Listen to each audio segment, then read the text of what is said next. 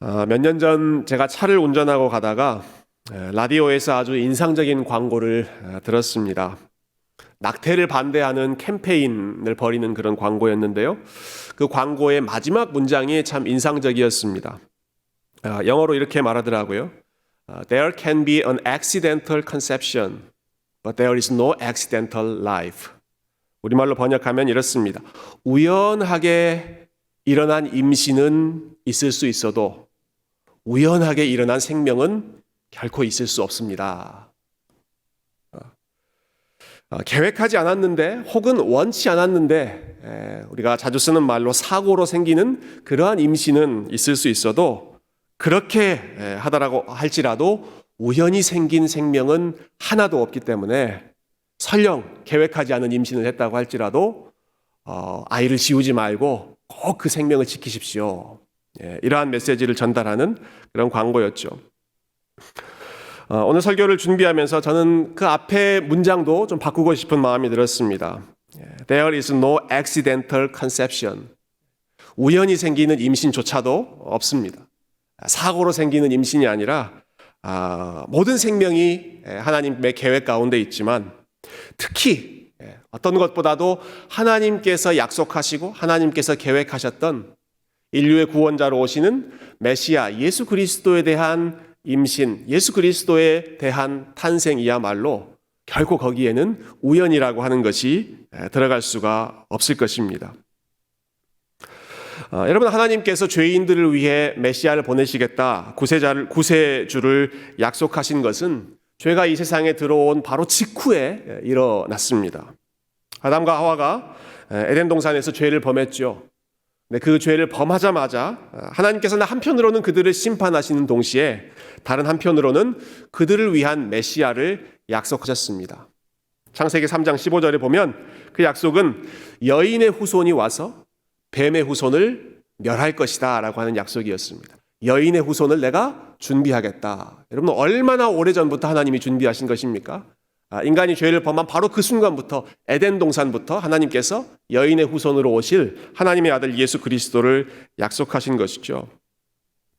이렇게 오래전부터 여인의 후손을 약속하셨고 이렇게 오래전부터 그 일을 계획하셨고 그 일을 차근차근 진행하셨다라고 한다면 하나님께서 얼마나 치밀하고 정확하게 이 일을 준비하고 계획하셨겠습니까? 하나님께서 행하신 모든 일에 우연이 없겠지만 특히나 여인의 후손으로 오실 메시아에 관한 일, 메시아가 탄생하시는 이 일만큼은 절대로 우연이라고 하는 것이 들어갈 수가 없을 것입니다. 어쩌다 우연히 일어난 임신이라고 하는 것 도무지 예수님과 관련해서는 적용될 수가 없는 것이죠. 근데 참 흥미로운 것은 여러분, 이토록 철저하게 계획되고 준비되었던 예수님의 탄생이 우리가 보기에는 예상치 못한 방식으로 여러 가지 면에 있어서 우리가 기대하지 않는 방식으로 일어났다라는 사실입니다. 몇 가지가 예상 바뀝니다. 먼저 예수님을 보내시기 위해 하나님께서 선택하신 장소, 로케이션이 첫 번째로 예상 바뀌었습니다. 오늘 읽은 말씀은 천사 가브리엘이 마리아에게 나타나서 하신 예언이죠. 우리 한자를 써서는 수태고지라고 불리는 예수님을 잉태하는 것을 고지, 알려준다, 그렇게 알려져 있는 그런 본문입니다. 근데 우리가 지난주까지 2주 동안 살펴봤던 말씀과 어떤 면에서는 비슷하면서도 또 어떤 면에서는 차이가 있습니다. 먼저 천사 가브리엘이 나타났다. 이것은 비슷한 내용이죠. 또 가브리엘이 나타나서 아이가 태어날 것을 예언했다. 이것 역시도 이전에 봤던 내용과 오늘 본문이 비슷한 부분입니다. 그러나 천사가 나타난 장소가 아주 크게 달라졌습니다.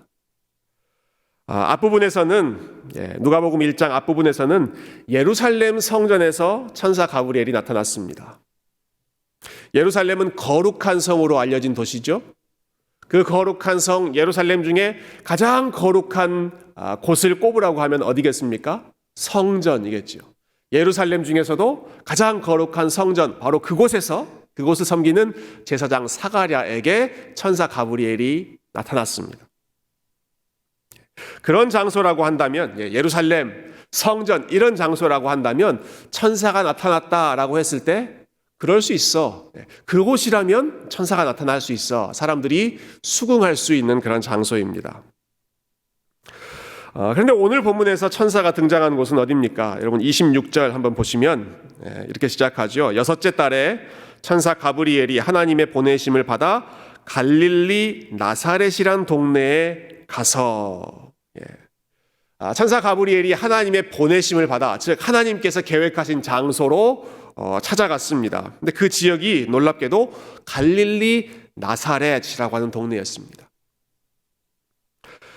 예수님께서 이 지역에서 성장하시고 또 활동하셨기 때문에 지금 우리에게는 갈릴리 또 나사렛이라고 하는 이름이 무척이나 익숙하고 무척이나 유명한 지역이 되었습니다. 그러나 그 전까지 이 갈릴리라고 하는 땅은 고통받는 땅이었고 어둠의 땅으로 알려져 있는 지역입니다. 이사야 9장 1절에 보면 갈릴리라고 하는 지역을 이방의 갈릴리 그리고 흑암이 덮고 있는 지역이라고 표현했습니다. 이방인들이 사는 지역처럼 그렇게 무시했던 곳이 갈릴리라는 것이죠. 또 사람들은 나사렛이라고 하는 지역을 생각할 때도 나사렛에서 무슨 선한 것이 나올 수 있겠느냐 하고 무시하고 거들떠 보지도 않았던 지역, 바로 그 지역이 갈릴리였고 나사렛이었습니다. 사람도 몇백 명밖에 살지 않는 아주 작은 마을이어서 아마 당시에 어떤 사람이 나는 나사렛 출신입니다 라고 이야기를 한다면 대번에 거기가 어딥니까? 라고 물어봤을 것입니다. 거기 나사렛 말고 혹시 좀 가까운 큰 도시, 우리가 알만한 도시가 어디 있습니까? 얼마나 그 도시에서 가까운 곳입니까? 아마 이렇게 반문했을 만한 무명의 도시가 나사렛이었습니다. 여러분 혹시 미국에 있는 도시 중에 글렌사이드라고 하는 도시를 아십니까? 글렌사이드라고 하는 지역을 아십니까? 잘 모르시죠? 제가 공부했던 웨스트민스터 신학교가 있었던 곳이 글렌사이드입니다. 글렌사이드에 있다라고 하면 아무도 모릅니다. 그래서 항상 글렌사이드가 아니라 거기서 한 30분 정도 가까이 있는 필라델피아 지역에 웨스트민스터가 있습니다. 이렇게 이야기하죠. 마치 나사렛이 그와 같습니다. 나사렛입니다. 아무도 모릅니다. 그 근처에 다른 지역에서 한 30분 정도 혹은 뭐 1시간가량 떨어져 있는 그곳에 있는 작은 마을입니다. 이렇게 이야기하는 것이죠. 그런데 하나님께서 바로 이 작은 도시 예루살렘이 아니라 갈릴리, 나사렛 누구도 주목하지 않는 그 작은 도시에 천사 가브리엘을 보낸 것입니다. 자, 이렇게 장소가 예상 바뀌었을 뿐만 아니라 여러분 예수님을 이 땅에 보내시기 위해 하나님께서 준비하신 사람, 사람 자체도 아주 예상 밖의 인물이었습니다. 천사 가브리엘이 찾아간 사람은 마리아였죠. 이 마리아는 처녀였다라고 밝히고 있고 그리고 이 여인은 요셉과 약혼한 상태였다. 자, 이 마리아가 처녀였다. 또 이 마리아가 약혼한 상태, 또 결혼을 준비하고 있는 상태였다라고 하는 설명을 여러분 들으시면 이 마리아의 나이가 어느 정도로 짐작이 되십니까? 어느 정도 연령대였을 거라고 여러분 생각하십니까? 사람마다 다르겠지만 결혼 정년기를 생각하는 나이가 다 다르겠지만 오늘날 일반적으로 그래도 결혼을 준비할 수 있는 그런 정년기라고 한다면 또 약혼에 있는 그러한 상태의 여성을 생각한다면 그래도 어느 정도 대학도 졸업하고 사회생활도 경험하는 20대 중반 정도. 너무 이릅니까? 20대 중반이면 20대 적어도 20대 중반 후반에 있는 여성을 가리킬 때 처녀 혹은 약혼한 여성이라고 부를 것입니다. 그러나 오래전 우리 한국에서도 그렇지만 특별히 이 이스라엘 역사 2000년 전에 이 당시에는 결혼하는 연령이 훨씬 어렸습니다. 약혼이라고 하는 제도 역시 마찬가지입니다. 서로 사랑하는 두 남녀가 약혼하는 것이 아닙니다. 부모와 부모가 우리 자녀들 함께 결혼시키자 이렇게 점지해서 약혼했습니다. 아주 어린 나이에 자녀들이 성인이 되기 전에 부모들이 짝을 맺어주고 부모들이 결정해서 약혼을 시켰던 것이죠. 그래서 이 당시에 약혼을 했던 여성들의 나이, 처녀라고 불리는 여성들의 나이는 일반적으로 티네이저였습니다. 아주 어린 나이에 티네이저의 나이에 결혼을 준비했던 것이죠. 당시의 문화를 고려해 볼 때 대부분의 학자들은 이 마리아의 나이가 티네이저였을 것이다 라고 동의합니다.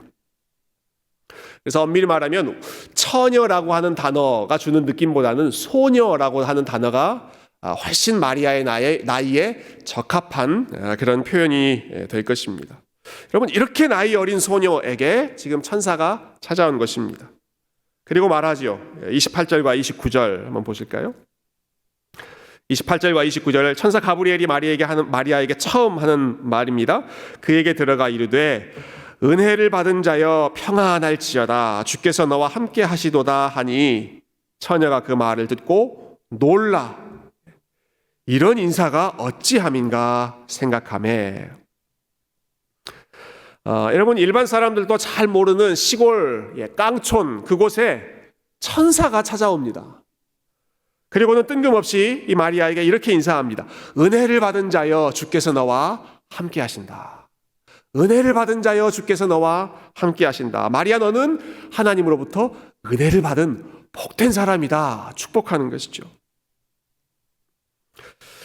이 구절을 유진 피터슨이라고 하는 목사님은 아주 재밌게 번역하셨는데요. 이렇게 영어로 메시지 바이블에 번역하셨더라고요. You are beautiful.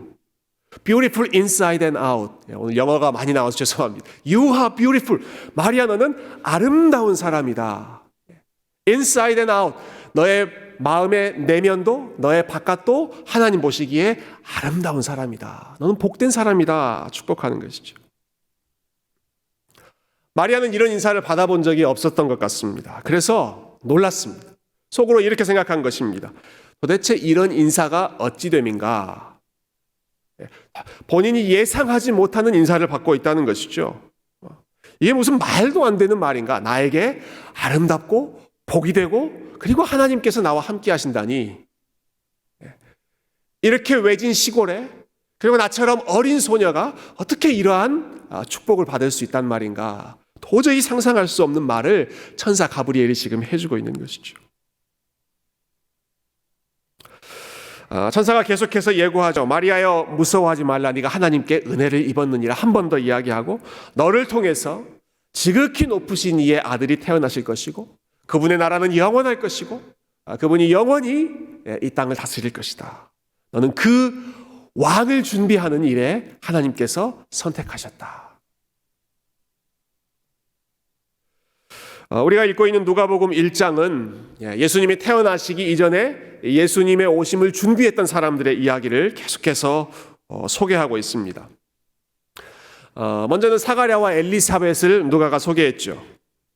경건하게 살았지만 아픔이 있었던 가정, 고난과 아픔을 가지고 있으면서도 예수님의 오심을 준비했던 이 믿음의 부부가 세상에서 보기에 아주 그럴듯하게 사는 사람들이 아니라 하나님 앞에서 고난과 아픔 속에서도 신실하게 살아가고 있는 이런 사람들이 예수님의 오심을 준비하고 있었다. 누가 가장 먼저 말했고, 그리고 거기서 한 걸음 더 나아가서 오늘 본문에서 뭐라고 이야기합니까? 예수님의 탄생을 가장 가까이에서 준비하는 사람, 직접 본인의 몸으로 예수님의 오심을 준비해야 할 그 주인공으로 마리아를 하나님이 선택하셨다. 예루살렘이 아니라 갈릴리 나사렛이 선택되었다. 제사장이었던 그리고 남자였던 사람들이 그래도 존경했던 그러한 사가랴보다도 사람들이 주목하지 않았던 연약한 소녀, 사회적인 지위가 훨씬 낮았던 마리아를 하나님께서 이 예수 그리스도의 구원의 무대, 구원의 드라마의 주인공으로 선택하셨다라고 하는 사실이죠.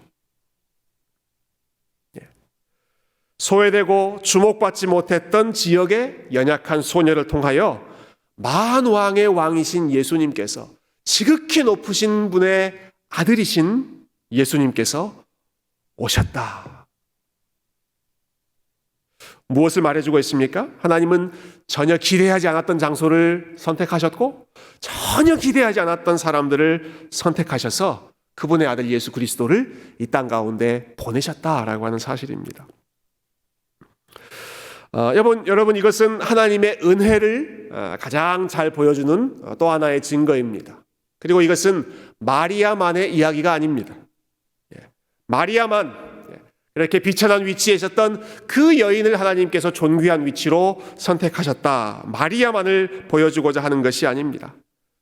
하나님의 백성이 될 자격이 없고 예수님을 맞이할 자격이 없는 죄인들, 저와 여러분, 하나님 앞에 설 자격이 없는 우리들을 하나님께서 은혜로 불러주시고 세상에서 주목받지 않고 세상에서 그렇게 자랑할 것 없는 그러한 참 연약한 자들을 하나님께서 은혜로 선택해 주셔서 예수 그리스도를 영접하고 예수 그리스도를 섬기는 존귀한 위치로 저와 여러분을 불러주셨습니다.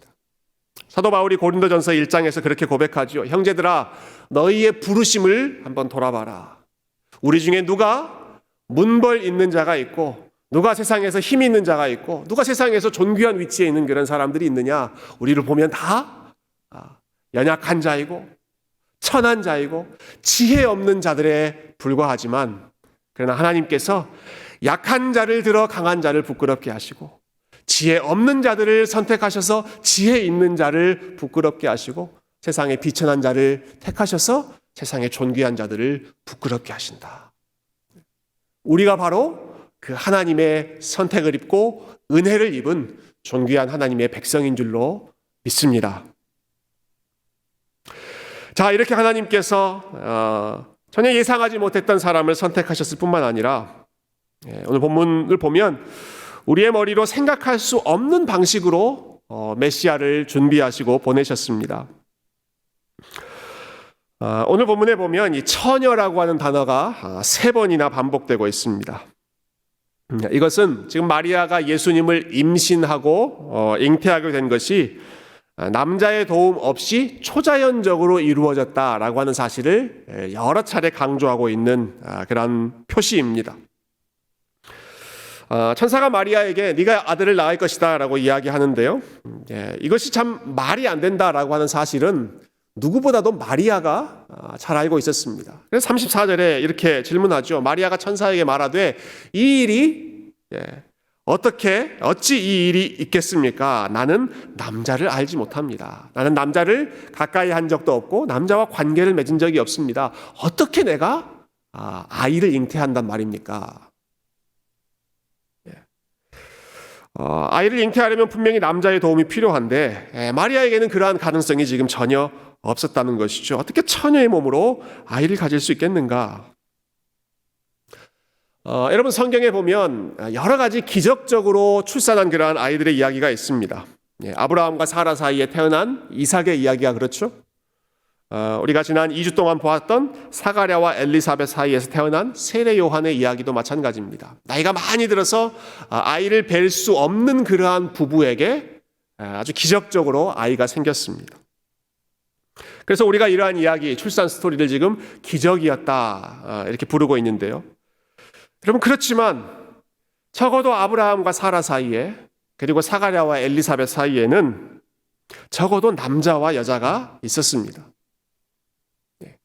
아무리 확률이 낮은 그러한 일이라고 할지라도, 지극히 확률이 낮았다고 할지라도 적어도 남자와 여자가 있었습니다. 근데 마리아의 경우는 본질적으로 지금 다릅니다. 아예 남자가 없습니다.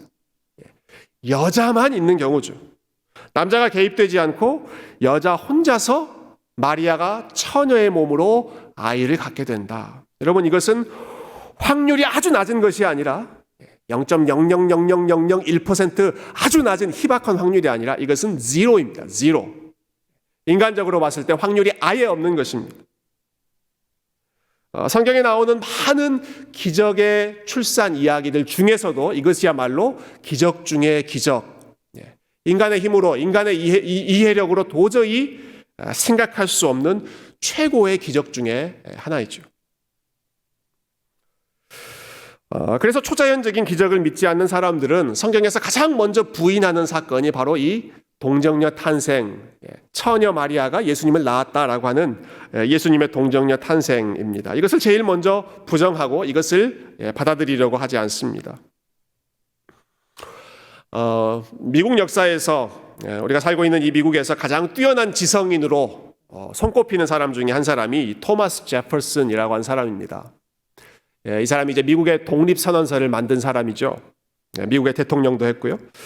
그 독립선언서를 아주 잘 써서 많은 사람들이 암송합니다. 이렇게 시작하죠. 모든 인간은 창조주로부터 양도할 수 없는 존엄한 권리를 가지고 태어났다. 아주 멋있는 그런 말을 토마스 제퍼슨이라고 하는 이 뛰어난 지성인이 썼습니다.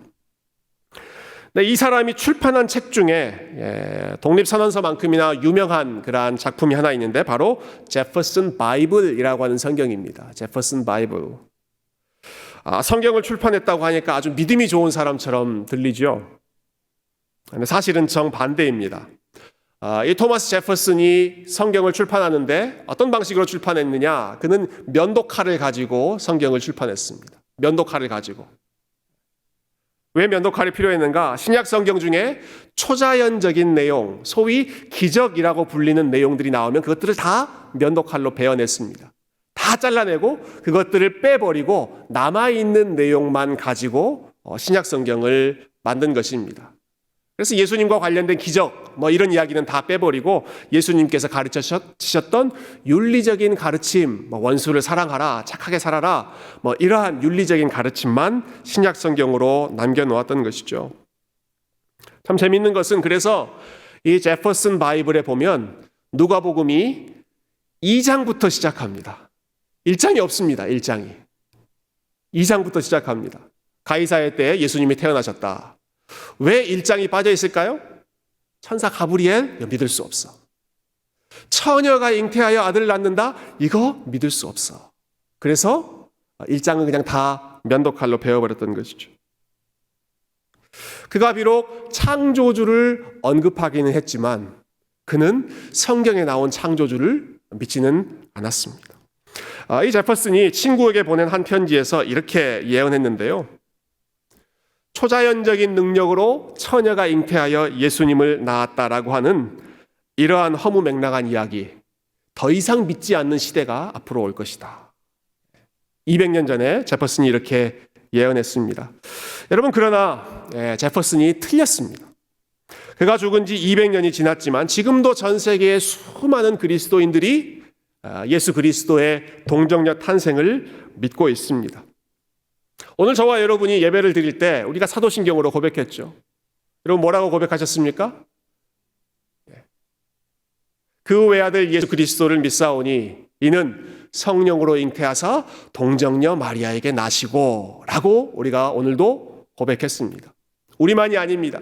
전 세계에서 기독교를, 하나님을 믿는 정통 기독교 교인들이라면 누구나 이 사실을 고백하고 있습니다. 우리가 토마스 제퍼슨만큼 똑똑하지 않은 사람이어서, 우리는 무식한 사람이어서 이러한 내용을 믿고 있는 것입니까? 그렇지 않습니다. 비록 이 사실이 예수님께서 동정녀 마리아에게서 태어나셨다라고 하는 이 사실이 우리가 일반적으로 경험하는 자연의 법칙과는 충돌할지는 모르지만, 그러나 우리 하나님은 자연의 법칙 위에 계시는 분이시기 때문에, 하나님은 자연의 법칙과 경쟁하는 대등한 위치에 있는 분이 아니라 자연의 법칙 위에 초월적으로 계시는 온 세상을 창조하신 분이시기 때문에 그분이 그렇게 하신다면, 그분이 그렇게 말씀하신다면 우리는 그분의 초자연적인 역사와 능력을 믿음으로 고백하는 것이죠. 그럼 정말 놀라운 사실이 뭔지 아십니까? 신약 성경 중에 예수님의 동정녀 탄생을 가장 자세하게 증언하고 있는 사람이 바로 누가였다라고 하는 사실입니다. 왜 이것이 놀라운가? 여러분, 누가는 당대 최고의 지성인이었습니다. 아주 똑똑한 사람이었습니다. 그리고 누가는 그의 직업이 뭐였습니까? 의사였습니다. 의사였던 사람이 의학적으로 도저히 설명할 수 없는 이 사실을 그 누구보다도 확실하게 선포하고 있고, 그리고 모든 사람들에게 이 이야기를 들려주면서 예수 그리스도의 생애를 시작하고 있다는 사실이 저는 참 흥미로운 부분이라고 생각했습니다. 여러분, 누가는 합리적인 사람이었지만 그가 생각하던 논리, 그가 생각하던 합리적인 것, 이성적인 것은 인간의 이성의 한계를 인정하고 있는 논리였습니다. 하나님을 우리의 작은 머리 안으로, 우리의 이성의 논리 안으로 가두어 놓고 이것은 내가 믿을 수 없어. 이런 일은 일어날 수 없어라고 빼버리는 것이 아니라, 면도칼로 다 잘라내버리는 것이 아니라, 설령 그것이 우리가 생각하는 일상적인 현상에 맞지 않는다고 할지라도 그분이 하나님이시라면, 그분이 온 세상을 창조하신 분이라면, 아무것도 없는 무에서 유를, 이 땅에 있는 모든 것을 창조하시는 전능자라고 한다면 처녀의 몸에서 아들을 낳는 이것이 도대체 뭐가 불가능한 일이겠는가? 하나님을 우리의 생각보다 훨씬 더 크신 분으로 그가 인정했던 것이죠. 여러분, 이것은 마리아 역시 마찬가지입니다. 마리아는 비록 누가처럼 많이 배우지는 못한 아주 어린 여성이라고 할지라도 마리아 역시 누가와 똑같은 하나님의 능력을 믿는 여인이었습니다. 우리 37절과 38절을 마지막으로 한번 보실까요? 자, 37절과 38절 우리 한 목소리로 함께 읽겠습니다. 시작. 대저 하나님의 모든 말씀은 능하지 못하심이 없느니라. 마리아가 이르되 주의 여종이오니 말씀대로 내게 이루어지이다 하매 천사가 떠나가니라. 여러분, 마리아가 질문했죠. 나는 남자를 알지 못하는데 이런 일이 어떻게 일어날 수 있겠습니까? 천사가 대답합니다. 그래, 자연적으로는 이런 일이 도저히 불가능하지. 그러나 하나님께서 그렇게 하시겠다고 말씀하셨다. 지극히 높으신 이의 능력이 너를 덮을 것이다. 성령께서 너와 함께 하실 것이다. 이 아이는 성령의 능력으로 잉태된 아이다. 자, 그 말씀을 듣고 마리아는 그 말씀 앞에 자신의 모든 생각을 굽혔습니다. 도저히 이해되지 않는 부분이라고 하더라도 하나님 그렇게 말씀하셨으면 제 생각을 굽히고 그 말씀을 받아들이겠습니다. 주의 여종이오니 말씀대로 내게 이루어지이다. 마리아는 자신의 이해되지 않는 생각만 말씀 앞에 굽힌 것이 아닙니다. 자신의 삶 전체를 지금 이 말씀 앞에 마리아는 헌신합니다. 마리아가 지금 했던 이 짧은 고백은 여러분 참 위험한 고백입니다. 주의 여종이오니 하나님 계획하신 대로, 하나님 말씀하신 대로 내게 이루어질 것입니다 라고 하는 이 고백은 정말 위험한 고백입니다. 여러분 생각해 보십시오. 약혼한 남자가 있습니다. 그런데 아이를 갖게 되었습니다. 그 남자가 모르는 아이입니다. 이 사실을 약혼한 요셉에게 어떻게 설명할 수 있겠습니까? 그 일 때문에 요셉이 자신을 버린다고 한다면 그 이후에 마리아의 삶을 그가 어떻게 감당할 수 있겠습니까? 더구나 구약의 율법에 따르면 이러한 이유로 인해서 파혼을 당하게 되면 그 여인에 대해서는 돌을 던져서 심판하라. 아주 엄격하게 이 문제를 다루었습니다. 마리아의 생명이 위태로워질 수도 있는 상황입니다. 이 당시의 약혼, 이 당시의 결혼은 부모님이 정해주신 가문과 가문 사이의 약속이었다 말씀드렸죠. 여러분 그렇다면 지금 이 상황을 마리아의 부모에게는 또 어떻게 말하고 설명하겠습니까? 이것은 마리아 개인의 삶만 위태로워지는 것이 아니라 그의 부모님, 그의 가문 전체가 위험에 빠지는 정말로 위험천만한 일입니다. 꽃다운 나이의 소녀, 티네이저 소녀가 감당하기에는 너무나 위험천만한 일이 지금 마리아 앞에 놓여 있는 것이죠. 그러나 그럼에도 불구하고 마리아가 뭐라고 고백합니까? 주의 여종이오니 하나님 말씀하신 대로 내 삶에 이루어지기를 원하나이다. 비록 내가 이해할 수 없는 방식이라고 할지라도, 그것이 비록 나의 삶을 위험한 상황으로 이끈다고 할지라도 하나님, 나의 뜻이 아니라 하나님의 뜻이 이루어지기를 원합니다. 주님께서 말씀하셨으면 그 말씀대로 내 삶에 이루어지기를 원합니다. 나는 당신의 종에 불과합니다. 당신이 나의 주인이십니다. 주인께서 원하시는 대로 나를 마음껏 사용해 주십시오.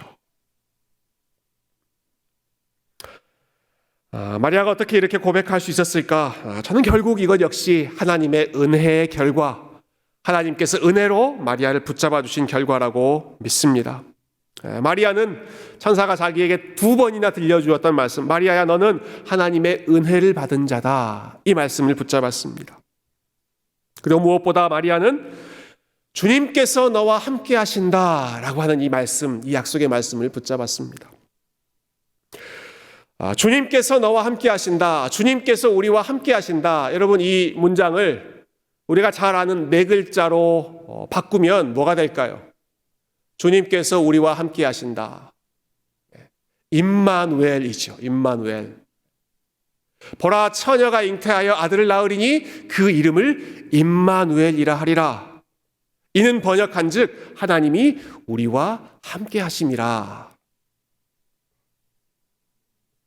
하나님이 마리아와 함께 하시고 성령이 너에게 임하시고 지극히 높으신 이의 능력이 마리아 너의 연약한 삶을 덮으실 것이기 때문에 마리아가 이 임마누엘의 은혜, 임마누엘의 신실하신 하나님을 붙잡고 그 하나님의 신실하심 앞에 자신의 위험할 수 있는 그러한 삶을 온전히 맡겨드렸던 것이죠. 오늘 말씀을 묵상하고 또 이 말씀을 마무리하면서 저는 지난 금요일에 나눴던 말씀을 다시 기억해 보았습니다. 뜻하지 않았던 일로 인해서 예루살렘을 떠나야 했던, 그래서 방방곡곡으로 원치 않게 흩어져야 했던 사람들, 그러나 그들의 삶 속에서 주님의 손이 함께 하셨고 그들의 삶을 통해서 하나님의 일이 더 풍성하게 이루어졌습니다.